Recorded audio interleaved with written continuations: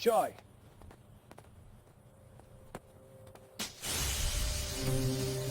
Señor, le pido que se aleje del avión.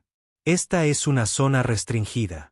La voz era joven, aguda y cargada de la clase de presunción que solo emana de un uniforme nuevo y una placa de identificación recién laminada. Mark Renshaw, el recién nombrado director de operaciones del museo, permanecía de pie con los brazos cruzados, su postura como una barricada de autoridad cuidadosamente construida. Se colocó entre el anciano y el avión, un fantasma colosal y silencioso que descansaba sobre la pista reluciente por el calor. Douglas Baker parecía no oírlo. A sus 89 años, su oído era selectivo, una habilidad perfeccionada no por la edad, sino por años de escuchar cosas que realmente importaban. El zumbido específico de dos motores radiales Pratt y Whitney, el crepitar de una radio que se abría paso entre la estática, las oraciones susurradas de jóvenes a miles de metros sobre un mundo hostil.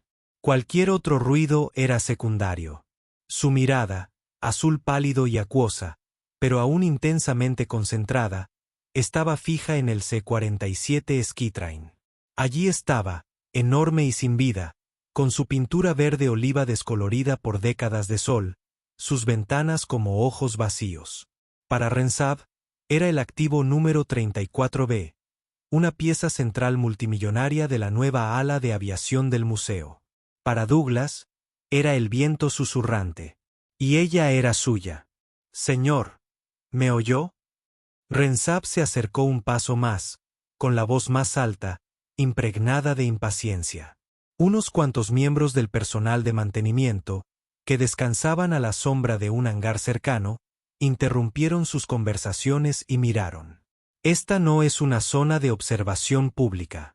La inauguración oficial es el próximo sábado. Puedes comprar una entrada como todos los demás. Douglas finalmente giró la cabeza, un movimiento lento y deliberado. Se apoyó un poco más en el sencillo bastón de madera que sostenía en la mano derecha. Sus ojos se encontraron con los de Renshaw, y por un instante el joven director sintió una extraña y desconcertante sacudida, como si un poder que no podía comprender lo evaluara y lo encontrara deficiente. No necesito entrada, dijo Douglas, con la voz como un susurro seco de hojas. Tengo una invitación. Pasó la mano libre por el bolsillo de su sencilla cazadora, como si buscara una carta que no estaba.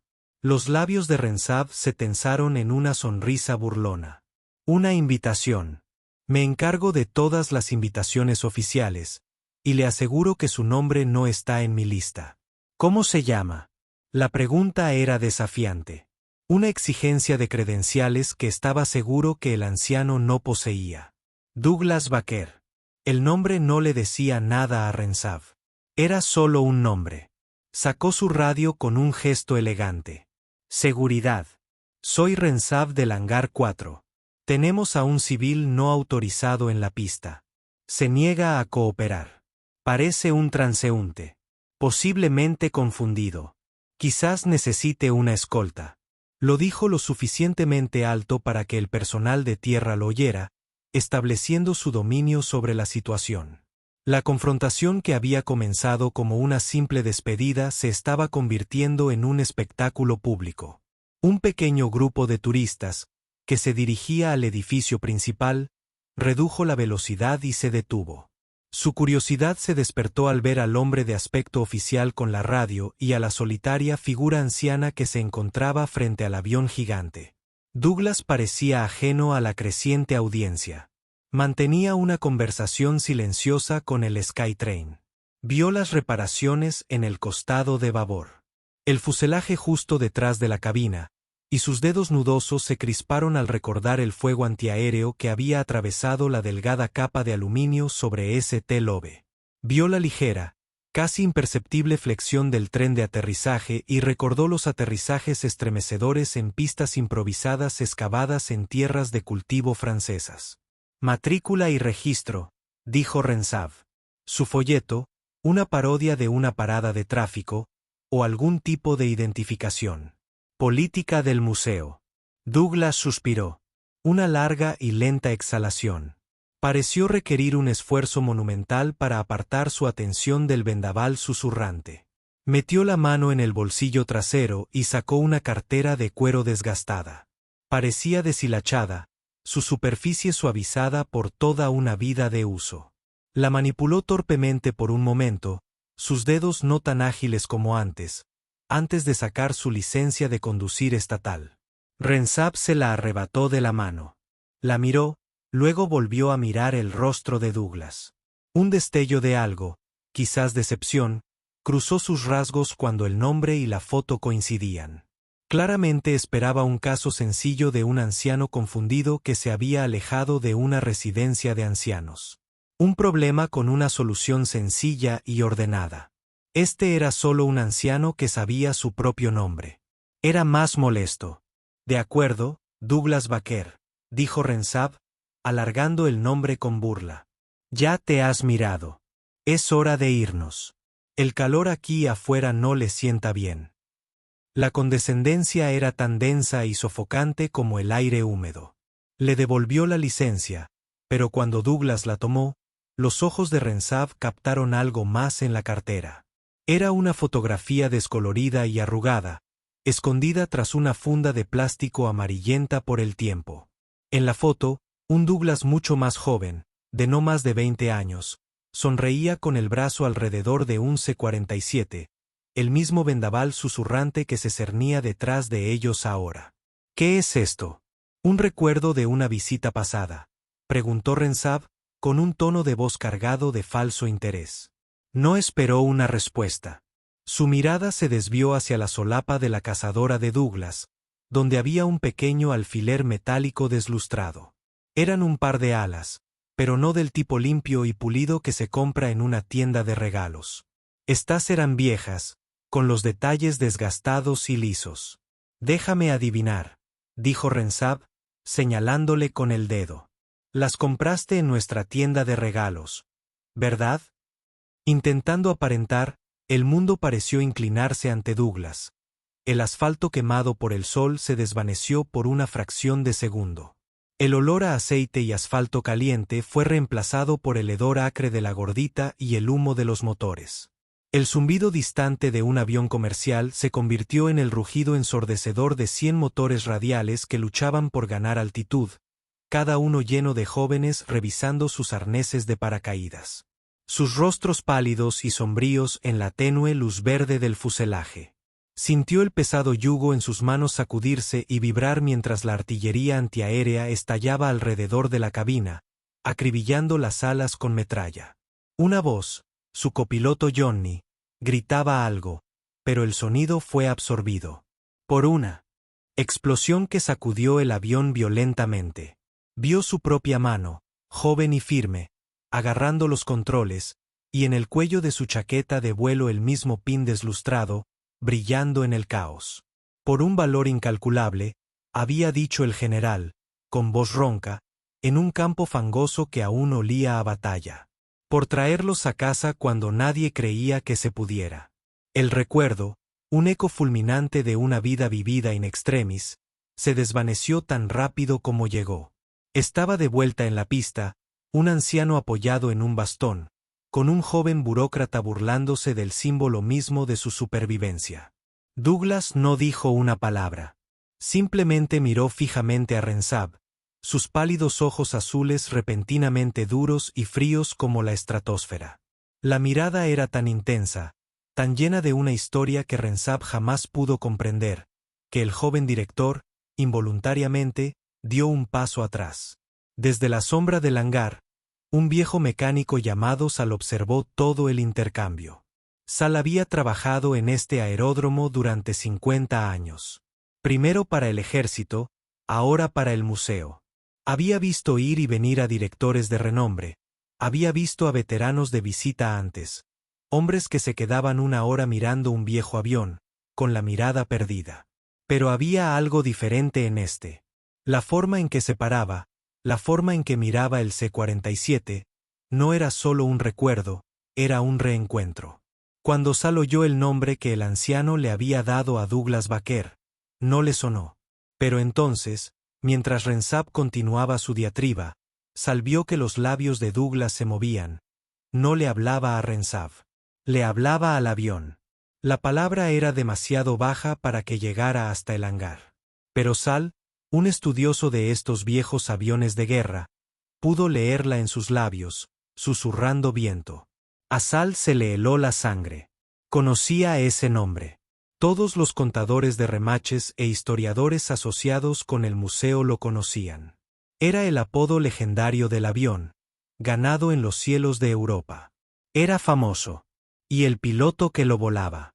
El piloto era un fantasma, un héroe de los archivos, que muchos daban por desaparecido. Sal abrió mucho los ojos. Su mirada pasó del desafiante anciano al arrogante director que acababa de llamar a seguridad. Esta no era una situación para guardias de museo. Era una cuestión de historia, de honor. Sal buscó a tientas su viejo teléfono plegable, con las manos grasientas por una mañana trabajando en una carretilla elevadora. No llamó a la oficina principal. Revisó sus contactos hasta encontrar un número que le habían dado una vez y que le habían dicho que usara solo en caso de verdadera emergencia. Era el celular privado del general Frank Thompson, el general retirado de 4 estrellas que había financiado personalmente la restauración plurianual del C-47 y su transporte al museo. Era el mayor benefactor del museo y presidente de su junta directiva. El teléfono sonó 2 veces antes de que una voz áspera respondiera. Thompson. General, soy Sal. Sal Petrovich, del aeródromo, dijo Sal en voz baja y urgente, dándole la espalda a la escena para no ser visto. Disculpe la molestia en su línea privada, señor. Pero me dijiste que llamara si algo andaba mal. ¿Qué pasa, Sal? La voz del general sonaba impaciente. Es el señor del Skitrain. El C-47. Hay un hombre aquí. Un anciano. Y ese nuevo director, Renshaw, está a punto de que lo echen. Cree que es un vagabundo. El aeródromo es una zona segura. Sal. Renshaw está en su derecho, aunque se comporte como un imbécil, dijo Thompson con tono despectivo. No, señor. No lo entiende, insistió Sal, alzando la voz con urgencia. El hombre. La llamó por su nombre. La llamó el vendaval susurrante. Lo oí. Y, en general, se llama Douglas Baker. Hubo un profundo silencio al otro lado de la línea. Durante 5 segundos completos, el único sonido fue estático. Sal pensó que la llamada se había cortado. Entonces regresó la voz del general Thompson, y se transformó por completo.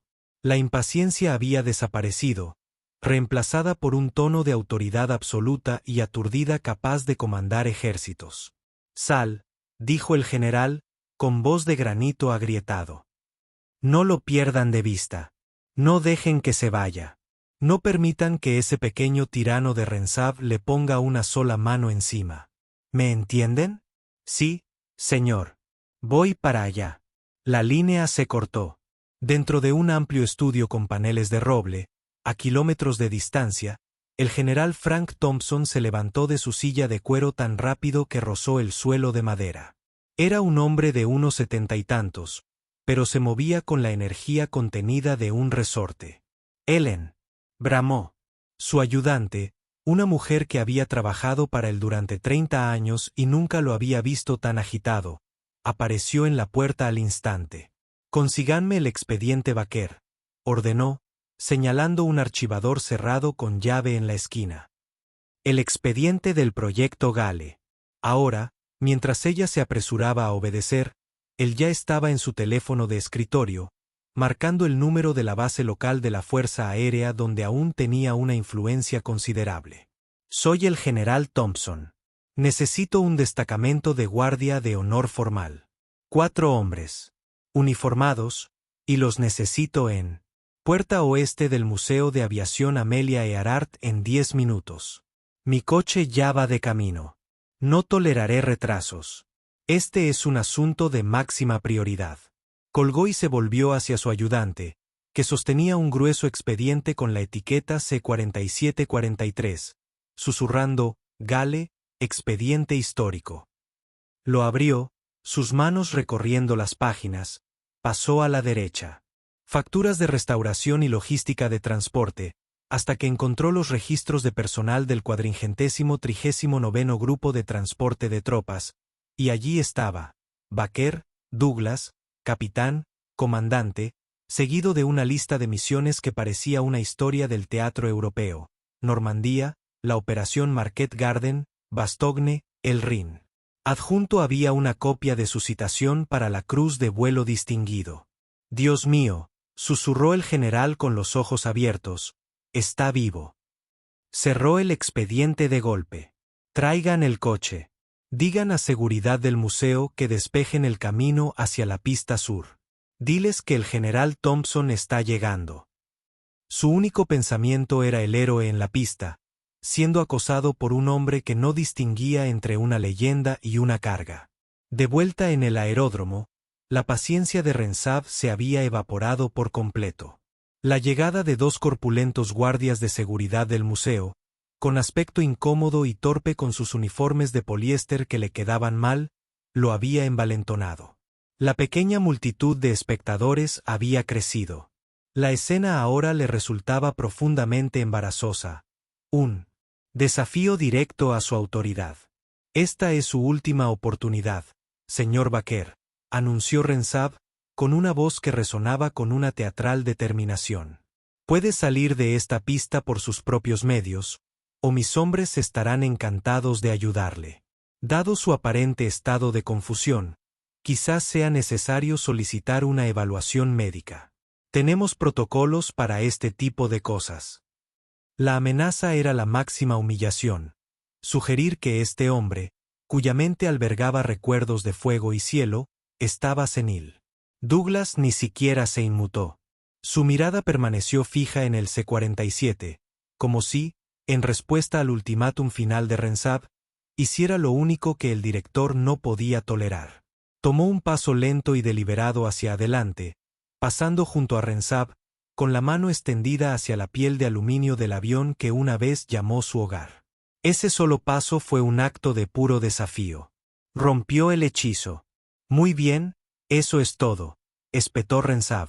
«Caballeros, acompáñenme afuera». Los 2 guardias intercambiaron una mirada vacilante. Acosar a un anciano frente a 30 personas con teléfonos con cámara no era exactamente lo que se habían comprometido. Pero una orden directa era una orden directa. Avanzaron lentamente, con expresiones de disculpa, y luego todos se apresuraron. Lo oyeron. No era el zumbido familiar de un avión lejano ni el estruendo de un vehículo de servicio. Era el sonido inconfundible y urgente de múltiples sirenas, acercándose a una velocidad imposible. Pero no eran sirenas de policía ni de ambulancia. Tenían un tono más profundo y oficial. Las cabezas se giraron, buscando la fuente. Un convoy de vehículos atravesó la puerta principal del museo, evitando las taquillas y las vías de servicio, y se dirigió directamente al aeródromo. Un coche negro del Estado Mayor con matrícula gubernamental encabezaba la marcha, flanqueado por 2 imponentes todoterrenos, seguido por un vehículo de la policía militar, con sus luces destellando silenciosamente. El convoy avanzaba con una determinación disciplinada que gritaba alto mando. Se detuvo a 30 metros del C-47, con los neumáticos crujiendo contra el borde de grava de la pista. La multitud guardó un silencio absoluto. Renshaw se quedó paralizado, con la mano aún apuntando a Douglas.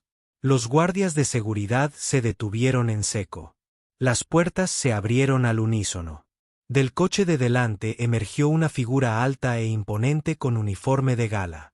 Llevaba 4 estrellas de general sobre los hombros, y su pecho era una constelación de galones. Era el general Frank Thompson. Tras él, 4 aviadores con uniformes de la Guardia de Honor Inmaculada desembarcaron, con movimientos precisos y sincronizados. No portaban armas, pero su presencia era más intimidante que cualquier arma. El rostro de Renshaw palideció. «General Thompson», balbuceó, arrastrándose hacia adelante. No tenía ni idea de que estuviera de visita hoy. «Tenemos un pequeño problema». Aquí hay un asunto de seguridad, pero todo está bajo control. El general Thompson pasó junto a él como si fuera un mueble. Su mirada, ardiente con una intensidad que podría derretir el acero, estaba fija en una sola persona, Douglas Baker. Marchó por la pista, con su guardia de honor formando tras él. Los únicos sonidos eran el crujido de sus botas contra el suelo, y el colectivo de espectadores contuvo la respiración. El general se detuvo exactamente a 1 metro de Douglas. Por un instante, los dos viejos soldados simplemente se miraron. Entonces, con un movimiento tan brusco y preciso como un disparo de fusil, el general Thompson juntó los talones y levantó la mano en el saludo más profundo y respetuoso que jamás había hecho en su vida. Capitán Douglas Baker, resonó la voz del general en el silencioso aeródromo, una voz acostumbrada a ser obedecida sin rechistar. General Frank Thompson, Fuerza Aérea de los Estados Unidos. Es un honor, señor. Douglas, apoyado en su bastón, enderezó lentamente la espalda. La encorvadura de la edad pareció desvanecerse. Levantó su propia mano arrugada y le devolvió un saludo débil pero digno. Una lágrima se abrió paso entre las arrugas de su mejilla. El general dejó de saludar y se giró para encarar a la multitud atónita y al aterrorizado Mark Renshaw. Señaló a Douglas. Para quienes no lo sepan, comenzó, con una voz potente, están ante un héroe estadounidense. Este hombre, el capitán Douglas Baker, era el piloto de este mismo avión, el Whispering Gale, del 439º Grupo de Transporte de Tropas. Señaló el C-47. La noche del 5 de junio de 1944, el capitán Baker pilotó este avión sobre Normandía, dejando a hombres de la 101ª División aerotransportada tras las líneas enemigas horas antes de los desembarcos en la playa. Volvió a pilotarlo durante la Operación Market Garden, a través de cielos tan cargados de fuego antiaéreo que se podría haber caminado sobre él. Durante la Batalla de las Ardenas, él y su tripulación volaron peligrosamente bajo, desarmados, a través de tormentas de nieve para abastecer a los hombres asediados en Bastogne, aterrizando en campos que eran poco más que barro congelado. Su voz se alzó, cada palabra un martillazo de reivindicación. Voló más de 50 misiones de combate en este avión. Trajo a su tripulación a casa en cada una de ellas, una vez aterrizando con más de 200 agujeros en el fuselaje y un motor en llamas. El avalorio en su chaqueta, dijo el general. Sus ojos, ahora fijos en Renshaw con furia glacial, es la Cruz de Vuelo Distinguido, otorgada por heroísmo extraordinario en vuelo aéreo. Este avión no es una pieza de museo porque sea un C-47. Es una pieza de museo porque era su C-47. Una oleada de jadeos y murmullos recorrió a la multitud. Los teléfonos que habían estado grabando el enfrentamiento bajaron ahora con una repentina y profunda sensación de reverencia. Los guardias de seguridad miraron al suelo, con el rostro encendido de vergüenza. La tez de Renshaw se había vuelto del color del cemento húmedo. Usted, dijo el general, dando un paso lento y amenazador hacia el director. Usted es el director de operaciones de un museo de historia, y no reconoció la historia viva cuando la tenía a 1 metro de su cara. Su trabajo es honrar el legado de esta nación, no acosarlo, no amenazar con una evaluación médica. Usted vio a este hombre y vio un problema. Yo lo miro y veo la razón por la que tenemos la libertad de permanecer aquí hoy. Tendremos una larga discusión sobre su futuro empleo, señor Renshaw. Una larga discusión. Renshaw solo pudo tartamudear. Yo no sabía que ese era el punto. El general rugió. Usted no se molestó en averiguarlo. Fue entonces cuando Douglas habló. Su voz era tranquila, pero se oía con absoluta claridad en el silencio atónito. Puso una frágil mano sobre el brazo uniformado del general. Está bien, Frank, dijo. El uso del nombre de pila del general desprendía una intimidad asombrosa. Es joven. Ve políticas y procedimientos. Ve el edificio, pero aún no puede ver el alma que hay en él. Eso lleva tiempo. Douglas volvió sus pálidos ojos azules hacia Rensav.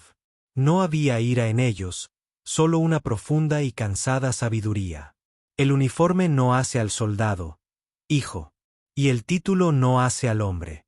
Es lo que hay en el corazón lo que cuenta. Este viejo avión, dijo, girándose para acariciar suavemente el fuselaje. No es solo aluminio y alambre. Tiene memoria. Recuerda a los chicos que transportó. Recuerda el cielo, el miedo y la esperanza. Hay que aprender a escuchar eso. Mientras hablaba del alma del avión, otra imagen brilló, nítida y clara. No su memoria esta vez, sino las historias. Un aeródromo embarrado en Bélgica. Invierno de 1944. Un joven y exhausto capitán Baker está de pie frente a su C-47 destrozado. Un coronel canoso se coloca la distinguida cruz de vuelo en el cuello.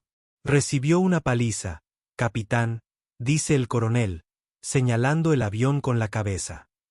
Pero no te diste por vencido. La trajiste a ella y a todos tus chicos a casa. El joven Baker simplemente asiente, demasiado cansado para hablar. Su mano descansa sobre el prendedor deslustrado, una promesa silenciosa hecha entre un piloto y su avión. El general, su ira, apaciguando ante la gracia de Douglas, asintió lentamente. Se volvió hacia el héroe. Bueno, capitán, dijo con voz ahora suave. Su carroza le espera. La rampa está un poco rígida, pero creo que la bajará.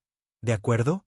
Douglas Baker sonrió, una sonrisa genuina y radiante que borró 50 años de cansancio de su rostro.